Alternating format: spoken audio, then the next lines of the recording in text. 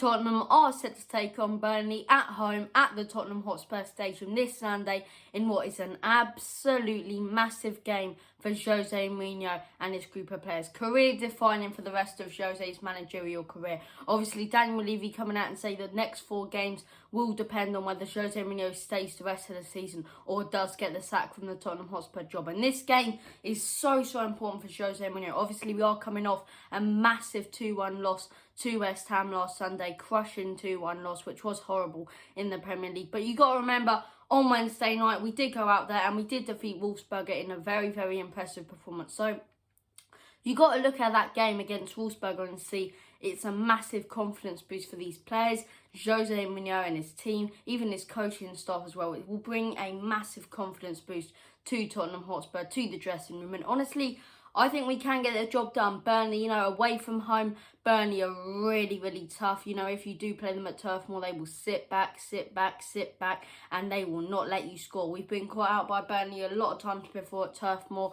But at the Tottenham Hotspur Stadium, I'm very, very confident. If we do play this one, which we will at the Tottenham Hotspur Stadium, I do think we can get 3 points. And I really, really hope this is a turnaround that us Tottenham fans really, really want to happen for Jose Mourinho. Obviously, we thought that was going to happen last Sunday against West Ham with that 4-1 against Wolfsburg. It didn't. But let's be honest here, our performance this week against Wolfsburg was more impressive than our performance last week against them. So you got to head into this game with confidence and you got to look forward to it. And if you ask me, I'm thinking if we don't win this game, that's it for Jose Mourinho. If we don't win this one, Jose Mourinho will be sacked on Monday morning. Trust me when I say that, because it's such a massive, massive game for him. Our form in the Premier League, let's be honest here, has not been acceptable. And if we lose this one, no matter how much it would cost to cut off his contract, I don't think Levy will stick around with Jose Mourinho. Levy does value passion over money, actually. And as weird as that sounds, because obviously we all know he's tight with money, he loves the club, he loves Tottenham Hotspur, and it pains him to see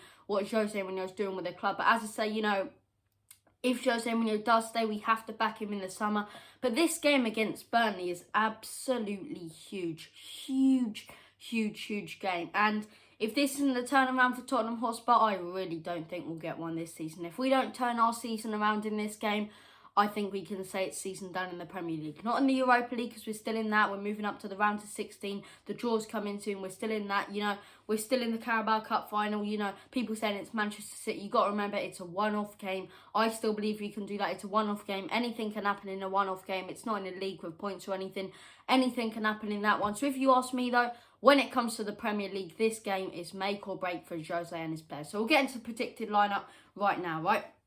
Starting things off, in goal, who else but Hugo Lloris? Joe Hart, for me, had a very, very impressive performance midweek against Wolfsburg. Positionally aware, he wasn't really tested that much, but he did his job really, really well. He really commanded that box, if you ask me. Claimed a couple balls from corners, which Hugo Lloris rarely does, honestly. But you got to keep faith in Hugo. Last week, he made a fantastic save against Wolfsburg.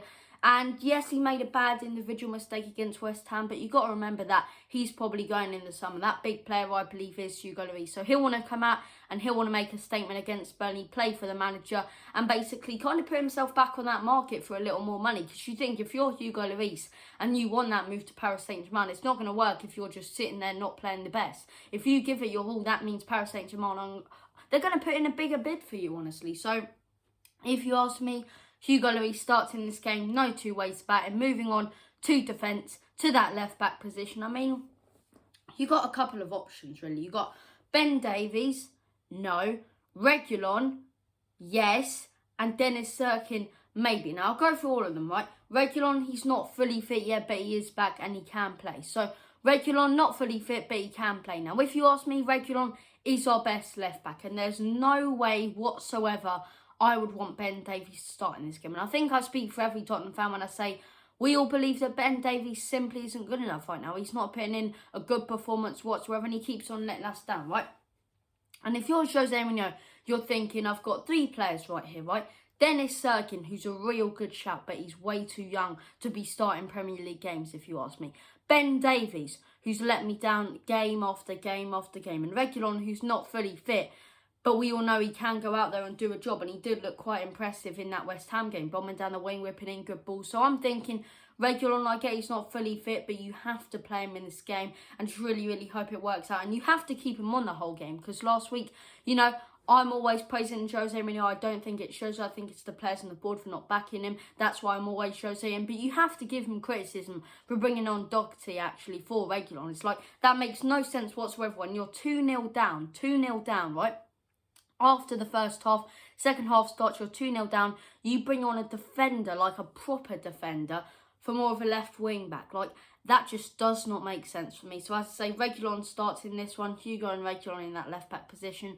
Moving on to our centre back partnership. I mean, it's a bit of a tough one really, because Rodon's not fit, I don't believe. So I'm going to have to go with Dyer and Toby. Same centre back partnership we did choose midweek against Wolfsburg. And I'll get to why right now, right?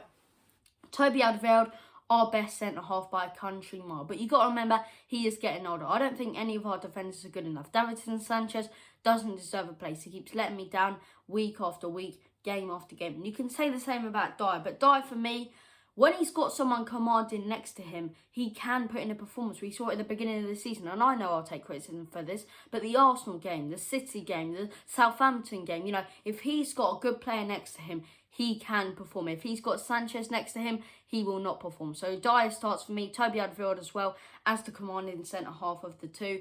Definitely for me. And I honestly think that's the best centre-back partnership we can play. The best team we can play in this game when it comes to our defenders. And moving on to the right-back position. Once again, a tough one. But you know what? I'm going to have to go with Tanganga. Now, I've said it on many, many occasions. I prefer Tanganga as a centre-half. But he's been playing in that right-back position the past few games in the Premier League. And out of everyone on the pitch, he's looked dominant, he's looked impressive, and no one skins him or runs onto him. He looked so impressive in that City game.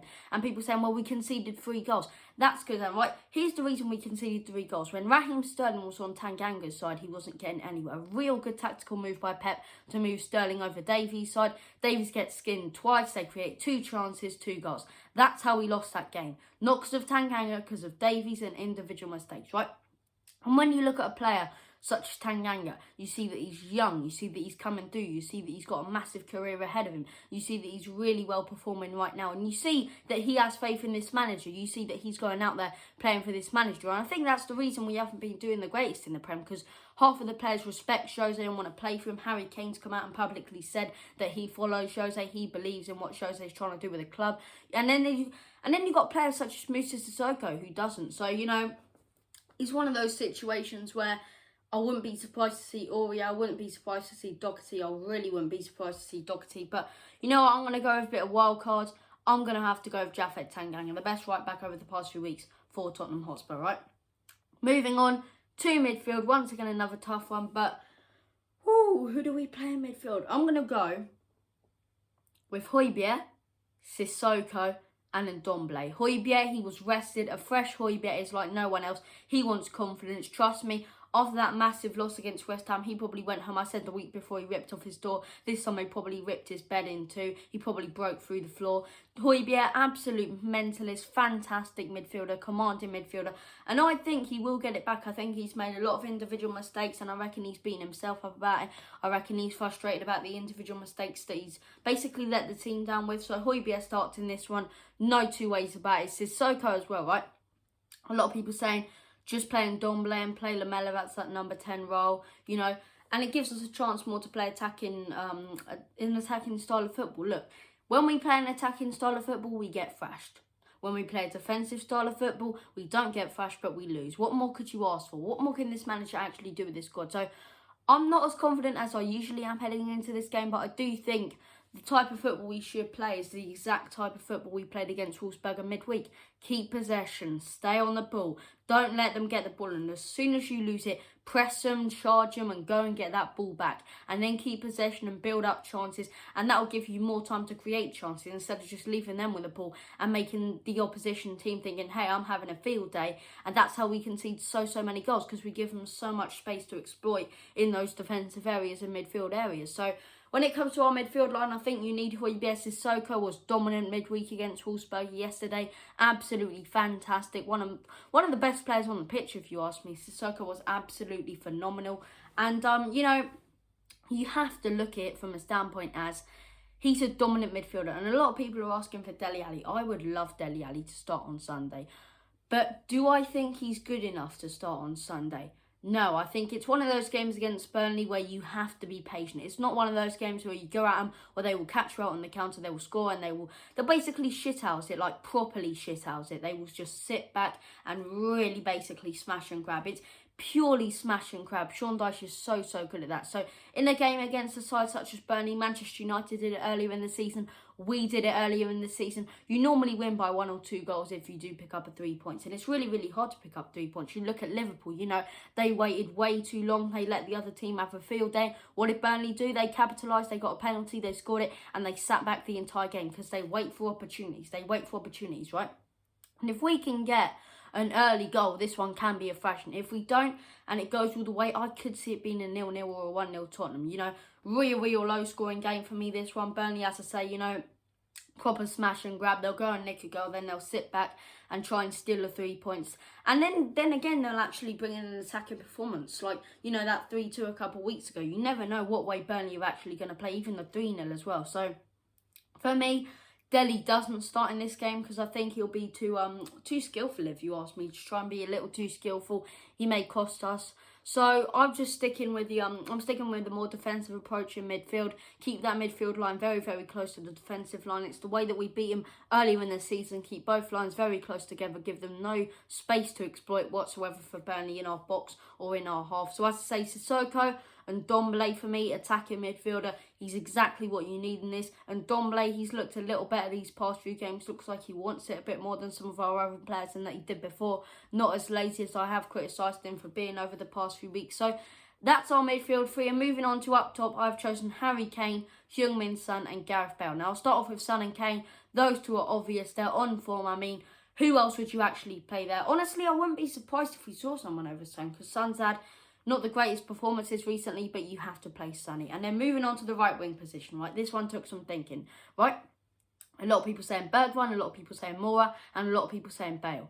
Moura for me is a player who loves to charge and attack, but in a game like Burnley, as I say, they will go and try and nick a 1-0, if you ask me. Bergwijn is way too defensive. This is a game where you don't want to be defensive. You want to pass the ball around that midfield area. Hence the fact I've chosen a defensive style of midfield. And really kind of defensive defenders who don't want to press high. That's the reason I've chosen it. Keep both lines together. As I say, and that means they won't get any space to exploit our area, basically. To exploit our half. Basically play any nice football or score any goals. So that's the approach we need to take to this game. And when you're looking at that right wing position, I'm thinking one person and one person only. Gareth Bale. The guy's been flying right now. He's on flying form, full form.